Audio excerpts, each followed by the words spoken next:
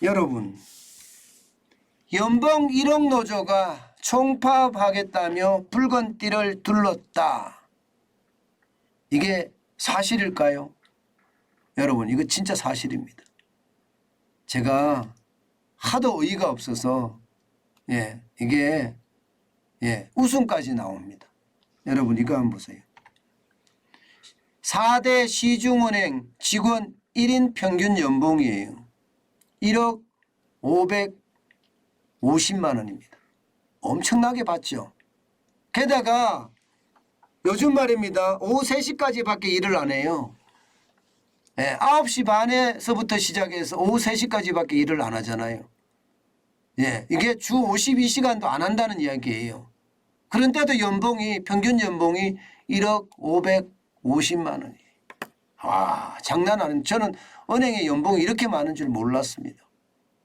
실제로 볼까요?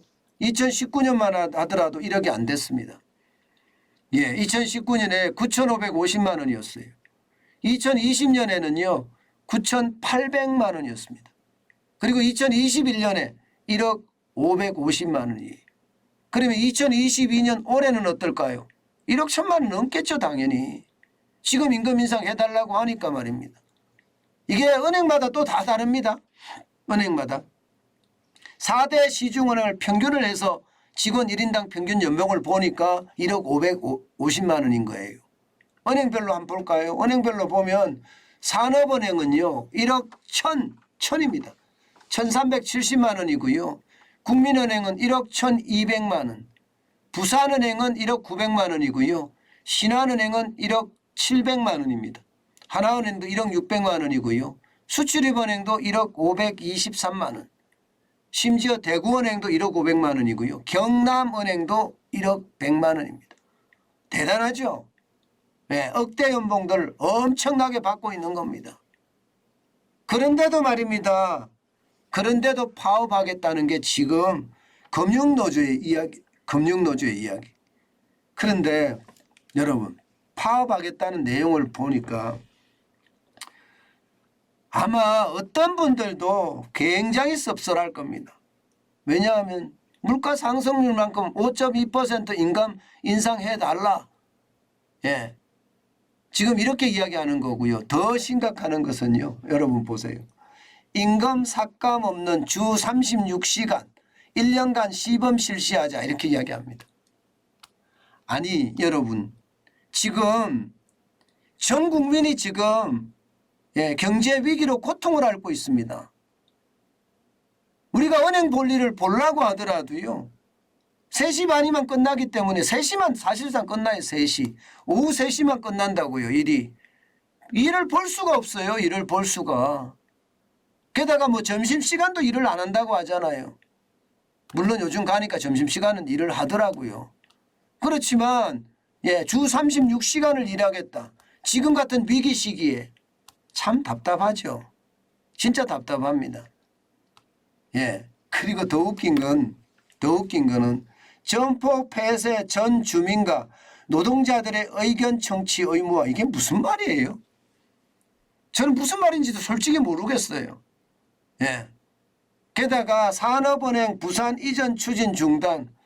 이게 뭐 금융노조가 이야기할 거라도 되나요, 이게? 저는 이것을 보면서 참 진짜 명분 없는 기정노조의 파업이다. 저는 이런 생각을 솔직히 지울 수가 없어요. 이거요, 여러분 쉽지 않습니다. 금융노조는 5.2% 올려달라고 하지만 사측은 1.4% 지금 제시하고 있고요. 이거 쉽게 안 된다는 이야기잖아요. 쉽게 이게 돌아가기가 어렵다는 이야기가 되는 겁니다. 저는 이런 것을 보면서 참 집단 이기주의도 이거는 너무한 것 아닌가. 이거는 너무한 것 아닌가. 이런 생각합니다. 그만큼 지금 일도 덜 하잖아요. 여기에 국민 피해는 얼마나 될까요? 국민 피해는. 진짜 말도 안 되게 국민 피해가 될 겁니다. 제가 명분 없는 기종노조의 파업이라고 했잖아요. 이들 때문에 전 은행원들의 어떤 명예까지 실추되는 것은 아닐까. 저는 그런 게 좀 두렵습니다. 사실 은행원들 그만큼 열심히 일하기 때문에 저는 연봉도 높을 수 있다 이렇게도 생각을 합니다. 일이 그만큼 힘들기 때문에. 그런데 지금은 아니잖아요. 지금은요. 그런데 그것을 지금 노조가 명분을 삼아서 파업을 한다는 거 참 웃기고 웃깁니다. 게다가 지금 농협이나 우리은행 같은 경우는 파업에 참여도 안 한다고 하잖아요. 결국 한 1% 정도, 지금 전체 노조원이 한 10만 명 정도 될 겁니다. 10,000명 정도. 그중에 한 1%면 얼마나 되나요? 100명? 100명만 참여하나요? 1000명? 1000명만 참여하나요? 이렇게 파업을 할 거라는 생각이 드니까 참 안타깝습니다. 도대체 전 은행원들, 금융인들의 어떤 망신을 시키지 말고 지금 경제 위기라고 하는 이 상황에 동참을 해야 되지 않겠느냐. 그런 생각 저는 진짜 많이 해봅니다. 이게 윤석열 정부가 경제 위기라는 것을 이렇게 말로만 하지 말고 실제 지표를 쭉쭉 보여주면서 진짜 위기다 이렇게 진실하게 이야기하면 노조들도 이거 알아들을 것 같거든요.